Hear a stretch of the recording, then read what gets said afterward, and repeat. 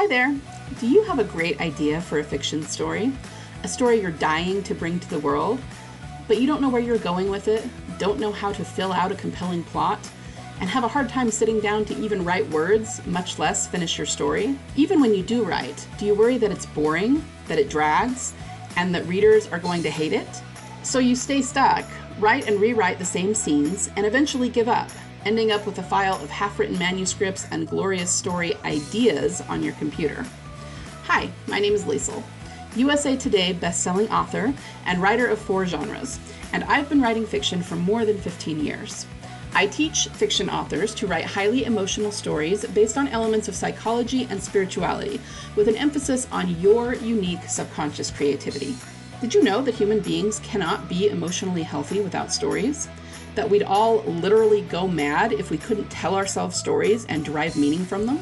It's true, and a scientifically proven fact. So, grab your chocolate of choice and your fuzzy slippers.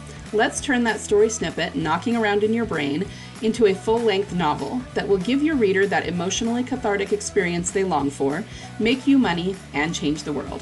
Who's with me? If you have a great idea for a story premise, but you don't know where you're going with it, if you're having a really hard time filling in plot events or finishing your current WIP, or if you're constantly worried that your story is boring or dragging or that your readers won't like it, then I encourage you to join the legendary Fiction Forge, my monthly membership for fiction authors. Inside, I will give you the complete A to Z blueprint for how to write highly emotional stories that your readers will absolutely fall in love with, no matter what your genre or tropes are. Want to become a widely read, highly paid master storyteller? Then join us in the legendary Fiction Forge and finally get that epic story that's been knocking around in your brain forever out to the world. Okay, soul transformation, the hidden foundation of every story. This is where we're finally going to get into the THP that I keep mentioning. All right, so we've talked about how to help readers connect with the story, and then about you, the author, writing your best story. So now we just have to talk about the story itself. There's a hidden framework that comprises the core of all story. Some of our well-known templates follow it or hint at it on some level, but most of them are just scratching the surface. And once you understand the psychology of story and of readers, you'll never see story or fiction writing the same way again. You'll never approach your own writing the same way again. So let's get into it, shall we? Let's talk a little bit about templates first. I know I've said some things about this already, but just to rehash, some people hate templates. Some writers, as I already mentioned, don't want to use them. But that's a little bit illogical because 1, everyone writes story from a template of some kind, even if they don't realize it. And if they don't really have a story. They just have a collection of unrelated events. And 2, as long as you use your subconscious mind, you don't have to worry about your creativity being stifled or writing to a cliche. So personally, I love templates. They were the first thing that really allowed me as an adult and a writer, not just as a reader, to geek out about story. I first became familiar with templates when I was in college, and I changed my major from science to English, deciding to pursue a career in creative writing full-time. And within a few weeks of that, Dan Wells, who was a very well-known, successful YA dystopian author, presented at a spring writers workshop near me on Weber State campus. That's where I was attending school. And he talked about plot points, and I thought they were magical. I was so floored that we have the ability to hack the reader's brain and intentionally craft a story that we know will resonate with the reader. I thought that was so cool, and I remember walking home from that workshop with my mind just buzzing with excitement from it all, okay? It started my lifelong obsession with the nature of story and story structure and story psychology, and well, now here we are. But for all my love of templates and plot points, I have to admit that there are some problems or potential problems with them that we need to acknowledge and work through, okay? So we definitely can use them and there is value in them, but we do have to recognize where there are drawbacks or, where they fall short. Most of these templates, like The Hero's Journey, Save the Cat, The Virgin's Promise, to name a few, were formed because people studied many stories and noted similarities between them, and then started to figure out story structure from there. And now understand that even that has a lot of value. Even basic plot structure is loosely based on THP, which we'll get into in a minute here. So even that basic plot diagram that we've all been taught since grade school, this one with the inciting incident and rising action and climax, and then the little tail of falling action, even that is loosely based on THP. But because the creators of these kinds of templates were looking at plot to figure out these similarities, the template themselves are very plot based. People crafted them from the outside looking in, and an emotional story that readers will connect with needs to be crafted from the inside out. So templates they tend to encourage crafting story in a backward sort of way. So where then do we start when we want to craft story? Well, let's talk about Vogler here for a minute. Story is a metaphor for a journey that leads to change. This is my favorite definition of story. I want you to think about this and try to internalize and draw meaning from this definition. Story is a metaphor for a journey that leads to change. So who's the one doing the changing? Your protagonist, the individual at the heart of the story. The rest of the story is a metaphor for the journey that leads the protagonist to that change. The change happens in or around the climactic moment. So you have to understand that the entire nature of story is about how human beings change, what change is, and why they change. Let's talk about the human transformational experience, shall we? Human beings are constantly changing, transforming in various ways, but human beings are also inherently lazy. We don't want to change if we don't have to. We get very comfortable and very stuck in our ways and our habits. We also respond better to pain than to pleasure. So if someone said, if you train for and run a marathon, I'll give you $5,000, most people really wouldn't do it. Sure, if you're a runner and it would be easy for you and something you might do anyway, then you probably would. But that wouldn't actually be much of a change for you in that case. For those of us for whom running a marathon would be a major transformation, a ton of work from where we are to where we need to be, we probably wouldn't do it. I mean, it would be too hard, too much work, so much pain. We'd be like, I don't need the money, I don't need the misery, I'll pass, right? But if someone instead told us, you go train for this marathon right now, or I'm going to kill your family, we're going to jump right up and do it. Okay. We're very loss averse. And the pain of that potential loss would outweigh the pain of training for a marathon, right? So we'd obviously do it. The point is, human beings don't change by choice. We change in order to alleviate some kind of suffering. That's just who we are. It's just how we're built. It's just how human beings are. Okay. It's not good or bad or right or wrong. That's just the psychology of it. And understand that suffering can be anything. It's universal. Sometimes we equate suffering with torture or something really extreme, and obviously that is one kind of suffering, but suffering can be very minute pain. It can be something that doesn't last very long. It can be just not having something that we desire. A baby sees his parents and older siblings walking and up on their feet while he only knows how to crawl, and he wants to learn to walk like them. So he's suffering because he wants something that he doesn't yet have. He wants it, so he starts to change and he starts to transform himself. He does this by starting to pull himself into a standing position by using tables and chairs and other furniture around him. Eventually, he'll put one foot in front of the other and try to support his weight on his feet rather than his knees. And he may tumble a few times. In fact, we're 100% sure that he will. And he might even experience a little bit of pain and failure and cry because of it, but he'll keep trying and he'll eventually master it.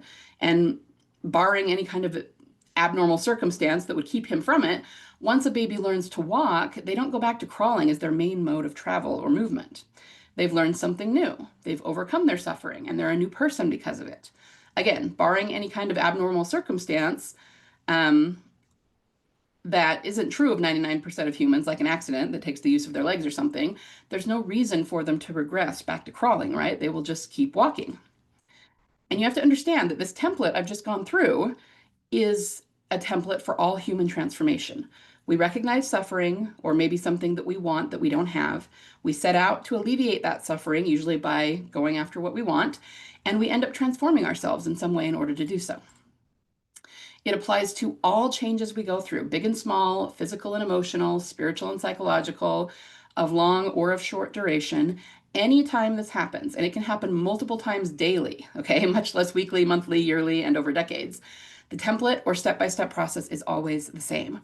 Every experience we have changes us in some way, so we're constantly going through this process of change, even if it's subconscious, which would mean that we're not entirely aware of it, or at least not consciously aware of it.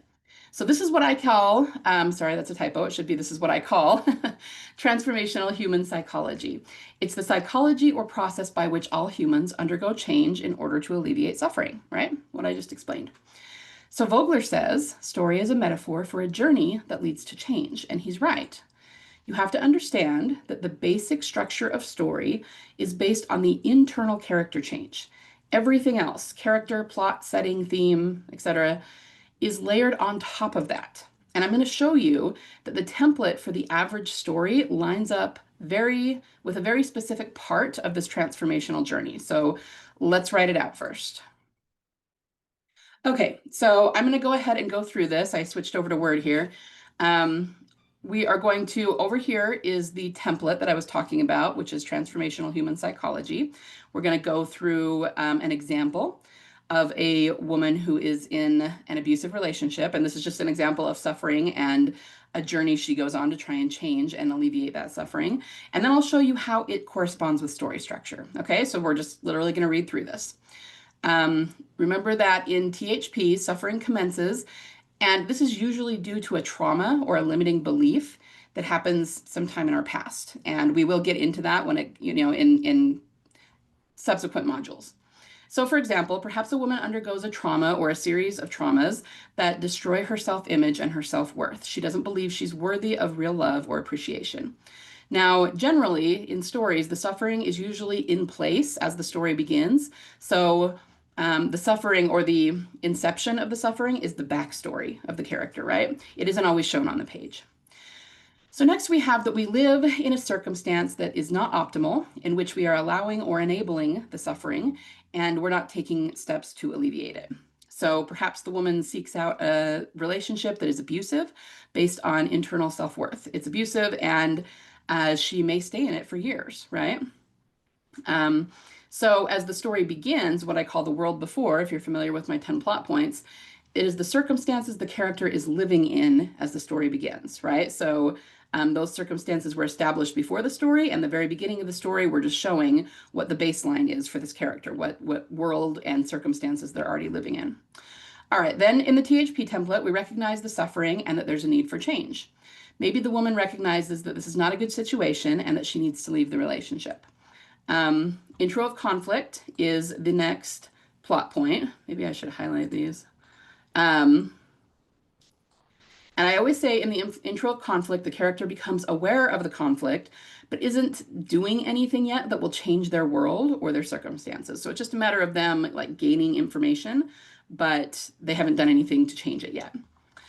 Eventually, in the THP template, something happens that makes us decide to actively pursue this change. So, with the example, something happens that makes the woman decide to act and start planning to leave the relationship. And this would be the call to adventure, or what some people call the inciting incident. Something kicks the character into their journey or adventure. They embark on either a physical or an emotional journey, often both. All right, the next thing that happens in the THP template is that we start to try and change, but we're very much a victim about it.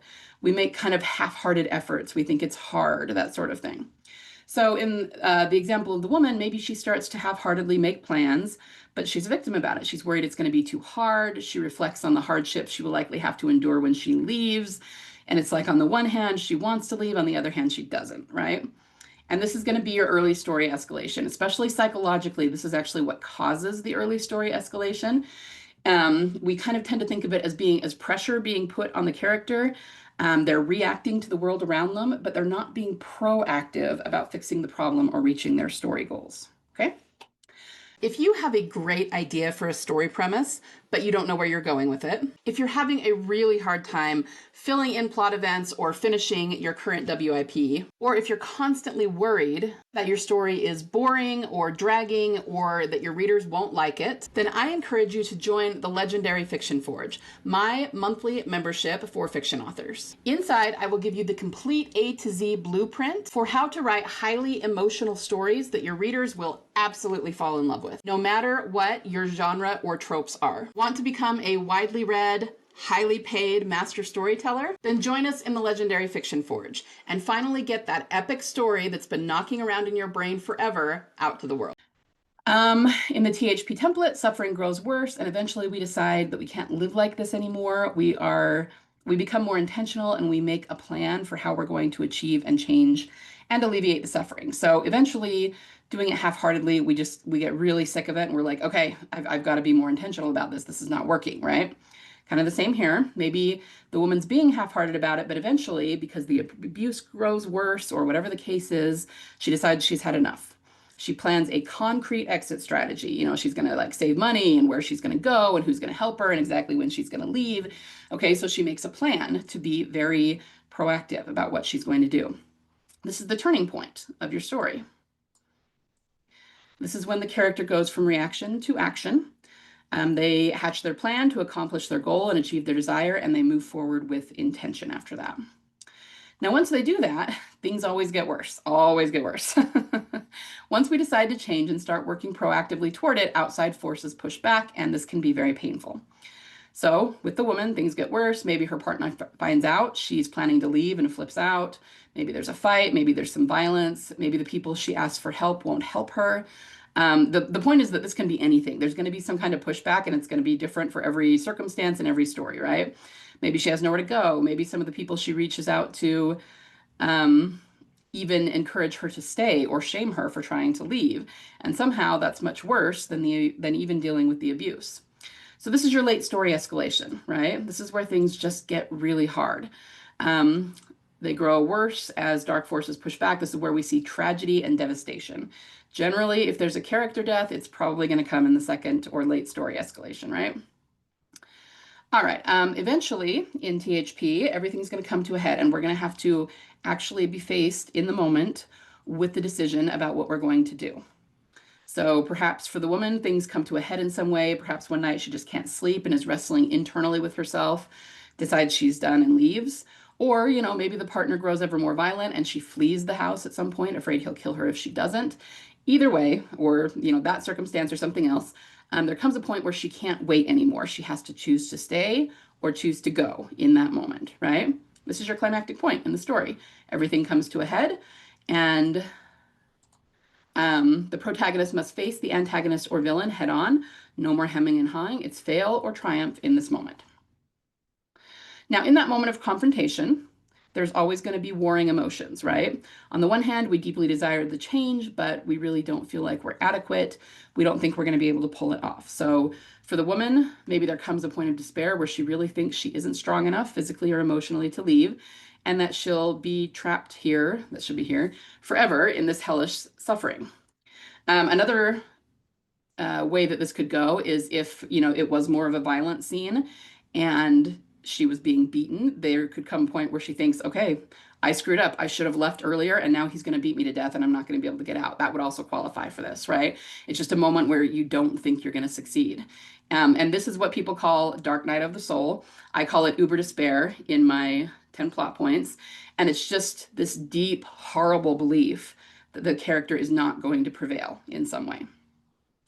But then, assuming that this is not a tragedy or a horror story that we're writing, we figure out how or why we'll be able to make the change, and we follow through with doing it. So a lot of times this can just be a light bulb moment. We'll be like, oh, okay, so if I do that, that'll work, right? And this is what I call the aha moment in the 10 plot points, where we just either figure out how we're going to do it or why we're going to do it. And then they just do it, right? So the woman finds the strength and resources she needs to make the change, and she leaves. This could be because she finally figures a way to get away from him, again, if it's the violent situation. And even if it's not that, it could be that she either figures out what her resources are going to be so that she can leave, or it could even be that she just says, screw it, I don't care if I have to live on the street for 3 days or however long, I'm getting out of here. And so she just finds her strength and her ability to do it, whatever that looks like. So that's the aha moment when they figure it out, find the solution, and triumph. And then you just have the resolution. On the other side, in THP, we're a different person, having overcome that suffering. We can't go back to who we used to be. Our experiences, everything we went through, especially if we found the strength to overcome something, we can't go back to being ignorant about it again, right? So for the woman, finally, she's free. She may have a lot of healing to do. She may even have a lot of dark times ahead, but at least she's made the change and is moving in the right direction. Due to what she's gone through and the choices she's made, she's a completely different person than she was back at the beginning of this process when she first noticed the suffering and thought, maybe I should leave the relationship, right? She's been through a whole journey since then. And it could be a physical journey. It also might be more of an emotional journey, an insight journey, right? She'll never go back to being that person because she can't unexperience what she's experienced or unlearn what she's learned. And this is just the resolution of the story. They aren't who they were at the beginning of the story. They have overcome, prevailed, and transcended. So I'm showing you this to show you that transformational human psychology, do that a different color. And this is an example of, real life example of something we might need to overcome of a journey, lines up perfectly with story structure. So when Vogler says story is a journey, or as a metaphor for a journey that leads to change, this is what he's talking about.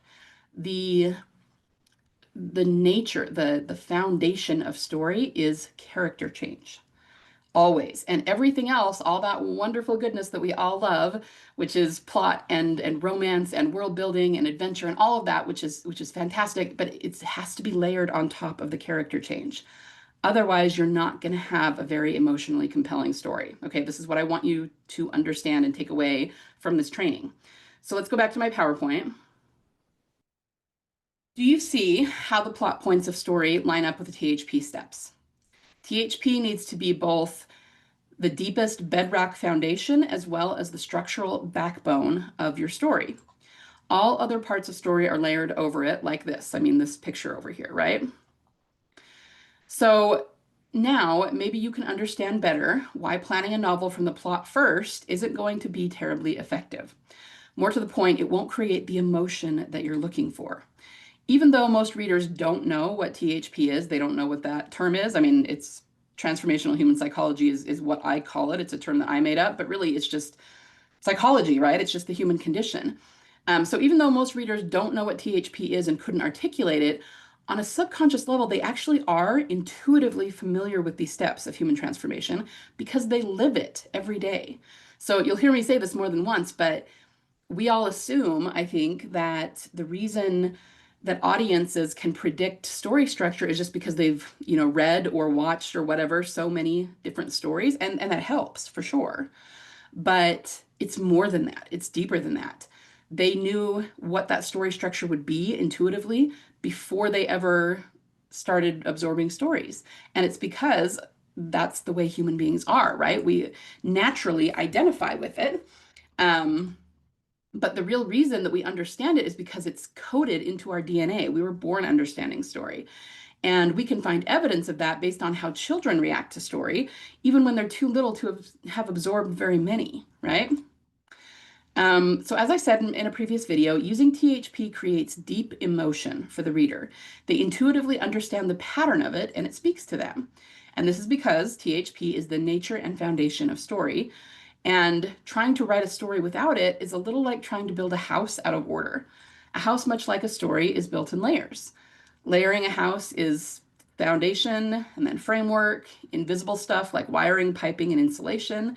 And then there's the stuff people will see, like walls, carpet, outer material of the house, if you're building with brick or stucco or, whatever it is. But if you just start trying to make drywall stand up on its own without first layering the foundation or the framing of the house, it's not going to work, is it? And if you start hammering up sheetrock without first putting in insulation or piping or wiring, you're not going to have a very functional house, are you? It might kind of sort of look like a house, but it's not going to be very good. The same is true of trying to craft a story without THP.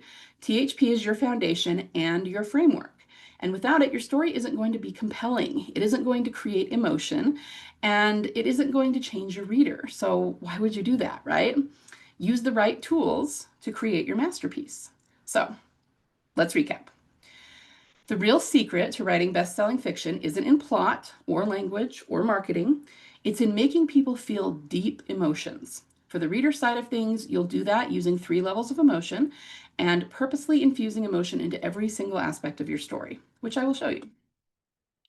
I'll show you how to do this in detail and step by step as we go along. For the story, you need to use THP as a template, and we'll do this for every single part of story. Obviously, it's going to be the most concentrated in the internal arc, but we'll still use it for plot, theme, setting, character, backstory, everything, okay? And finally, for you, the author, you use your subconscious mind to write a soul story, one you're passionate about, and that is colored by the lens of how you see the world. And this is where we can briefly bring in a discussion of AI as well. So many people in our industry are terrified that we're going to be pushed out by AI because AI can now write stories much faster than we can. I'm here to tell you that you don't need to worry about that at all, okay? All you should really worry about is making the stories you write emotional enough. People read all kinds of stories from many authors, and having AI write stories is no different than having lots of new authors write stories that we have to compete with. But humans actually have a major advantage over AI, and it goes back to the idea that the story you write, assuming it's coming from your subconscious mind, is colored by the unique lens through which you view the world. There's just something about the stamp a human being puts on their own story that is more stirring to a reader than what AI can produce. If Game of Thrones was written by AI, it would not be the phenomenon it is today, with millions of fans and a TV franchise. It's successful because it was edgy and deeply emotional. Okay, AI could not write Game of Thrones in the way George R. R. Martin did. It's just not possible. Same thing with Harry Potter. If Harry Potter was written by AI, it would not be the worldwide phenomenon that it is today. There's something that grips us, that can't be observed with the five senses, and therefore can't be quantified, that goes beyond the words written on the page. And that AI cannot replicate. So, obviously, I'll get into a lot more details of the templates and how to use them for all parts of story as we go along, but these are the basics.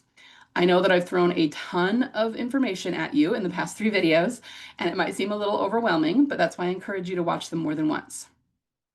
But even if you do that and you still feel overwhelmed, that's okay.